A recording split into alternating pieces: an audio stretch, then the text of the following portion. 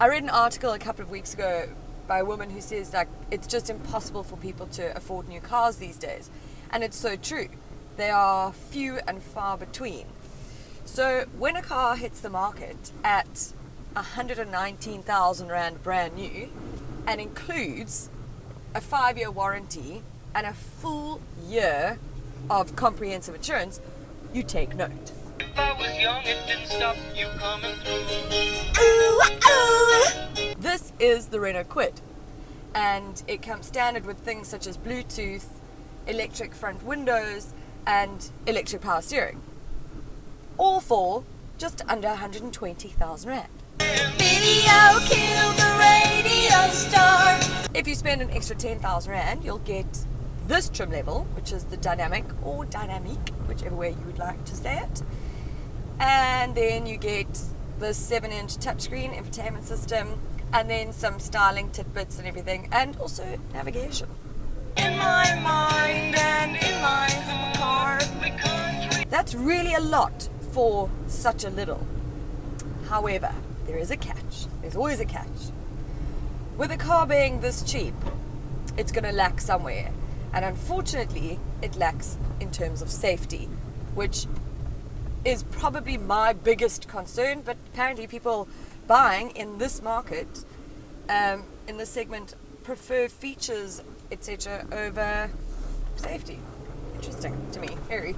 This, in fact, only received 1 star in its in-cab safety crash test, and the only reason it got the 1 star was because it added an airbag, but there's still no ABS. That bothers me tremendously. Do not say erection in the song when he's singing it. That's me in the corner. That's me in the spotlight, losing my religion. Trying to keep up you, and I don't know if I can do it. Have I just changed the whole song for you? It shares the same platform as the Datsun Go, which is another car I have serious issues with regarding the whole safety thing. Renault South Africa says they might bring ABS at a later stage, but I'm not sure when that will be. Oh! Back inside to where things are impressive. This cabin for me is very cool.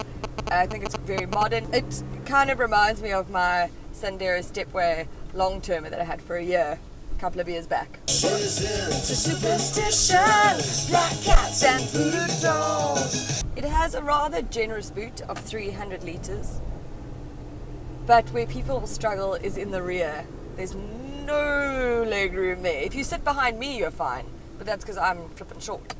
But one of my other friends, I had 4 girls in the car yesterday, and the one sitting behind here, her legs were unattractively positioned, or attractively, depends on how you look at it.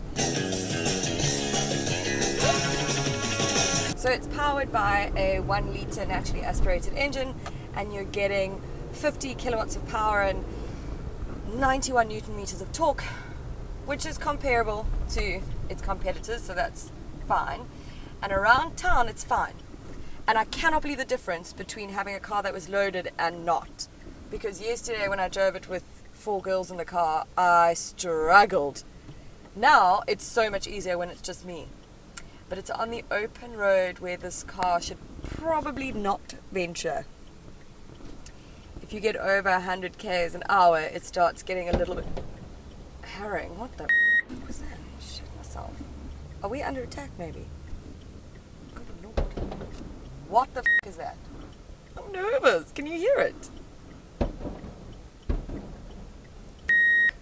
Why does no one else look concerned? She's in, new sensation, new kicks and the candlelight. See, on the open road, things can get a bit harrowing, and you just need a slight gust of wind. And because the car's so light, you've got to really concentrate in keeping this in your lane. Make you take your clothes off and go dancing in the rain. And everything starts to do a bit of a rattle and a shake when you start getting up to highway speeds. Like a bullet to your brain, come on! I'm sorry, I'm just a little bit all shook up. Upside, inside out, living la vida loca. Oh, but now there's a helicopter. If we're under attack, it's been great doing these videos. And goodbye. For you, Tess! So it's a fabulous little city car. That's what it is. Woke up in New York City with a funky cheap hotel. It's got a 5-speed manual transmission, and because of the ratios, it's a little bit tricky because you constantly have to downshift, maybe even like one down if you're going uphill, or even trying to overtake someone or go a little bit quicker. But every time you go uphill, you have to downshift, and even back into first gear, it just doesn't have enough power, not with people in the car. I feel like I've only been knocking this car, and I shouldn't. Or maybe I should. The safety thing is my issue. However, on paper it is really good value for money. And think about it, you're getting a brand spanking new car with all the bells and whistles for 120,000 rand. It's Christmas time, people! But if I were you, I would wait and see if perhaps they're going to bring ABS, and then I would go for it. But of course that would probably push the price up. But I don't know, I feel like safety should just be your number one concern. Also has aircon. I'm the happiest Christmas tree. Ho, ho, ho, hee, hee, hee. Okay, so it doesn't have a rev counter either. Just a very clear speedometer, fuel gauge. Cool, check us out. Boom! Yo, it's such a difference if it's just you in the car. Look how pretty They dress me, oh lucky, lucky me. I have to say, it is a doddle to park. Nippy little thing, this. Yeah, how easy, how easy. With a hey and a ho and a ha ha and a he and a ho and a ha ha and a he And a I'm the happiest Christmas tree. Ho ho ho. Hee, hee, hee.